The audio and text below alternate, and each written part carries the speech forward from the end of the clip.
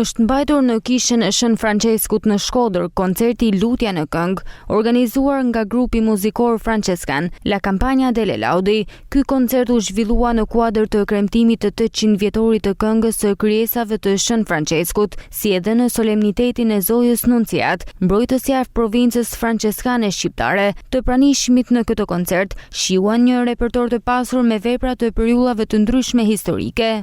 Sì, questo è un concerto. Ky është një koncert me muzikë antike, gjysmë shekullore dhe mbi të gjitha franceskane me tradita popullore.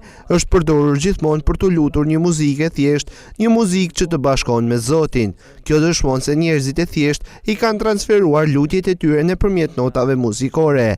Ne jemi një grup i dashuruar me muzikën. Ne vim nga Italia. Ne bëjmë koncerte për të lutur, mbi të gjitha koncerte të shenjta. Është hera e parë që vi në Shqipëri, por për disa nga pjesëtarët e grupit nuk është hera e parë. Jemi ndier shumë mirë për pritjen e bukur që na kanë bërë prifterin franceskan dhe po ashtu edhe njerëzit.